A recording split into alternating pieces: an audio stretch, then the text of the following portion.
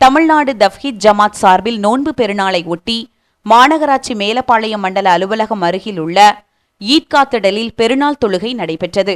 தமிழ்நாடு தவ்ஹீத் ஜமாத் மேலாண்மை குழு தலைவரும் மஸ்ஜிதுர் ரஹ்மான் நிர்வாக கமிட்டியின் தலைவருமான மௌலவி எம். ஷம்சுல்ஹா ரஹ்மானி பெருநாள் தொழுகையை நடத்தி வைத்து பெருநாள் குத்பா எனப்படும் சொற்பொழிவு நிகழ்த்தினார். அவர் தனது உரையில் குறிப்பிட்டதாவது: இஸ்லாமிய மார்க்கத்தின் இரு பெருநாட்களும் தர்மத்தை அடிப்படையாக கொண்டவை. நோன்பு பெருநாளும் ஹஜ் பெருநாளும் ஏழைகளுக்கு தர்மம் வழங்குவதை அடிப்படையாக கொண்டு அமைந்துள்ளன. இஸ்லாத்தின் இந்த போதனைகளை பின்பற்றி தமிழ்நாடு தவ்ஹீத் ஜமாத் பல்வேறு அறப்பணிகளை செய்து வருகின்றது. தமிழகமெங்கும் கோடிக்கணக்கில் பித்ரா எனும் நோன்பு பெருநாள் தர்மத்தை வசூலித்து அதை ஏழைகளுக்கு விநியோகிக்கும் பணியை செய்கின்றது. நெல்லை மாவட்டத்தில் மட்டும் சுமார் 50 லட்சம் ரூபாய் மதிப்பிலான அரிசி மற்றும் மளிகைப் பொருட்கள் ஏழைகளுக்கு இலவசமாக வழங்கப்பட்டுள்ளது.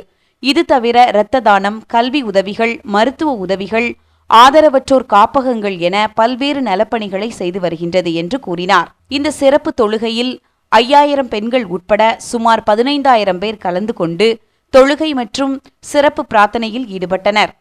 தமிழ்நாடு தவ்ஹீத் ஜமாத் மாநில செயலாளர்கள் யூசுப் அலி, சையது அலி, நெல்லை கிழக்கு மாவட்ட தலைவர் சுபைர் அகமத், செயலாளர் ரோஷன், பொருளாளர் ஏசி முஹைதீன், மேலப்பாளையம் நகர தலைவர் சிராஜ், செயலாளர் இர்ஷாத் அகமத், பொருளாளர் ஞானியார் உள்ளிட்ட பல்வேறு முக்கிய பிரமுகர்கள் கலந்து கொண்டனர். முன்னதாக தவ்ஹீத் ஜமாத் சார்பில் நோன்பு பெருநாள் தர்மமாக மேலப்பாளையத்தில் மட்டும் 3000 ஏழைகளுக்கு சுமார் ரூபாய் 6 லட்சம் மதிப்பிலான அரிசி, இறைச்சி மற்றும் மளிகைப் பொருட்கள் விநியோகம் செய்யப்பட்டது.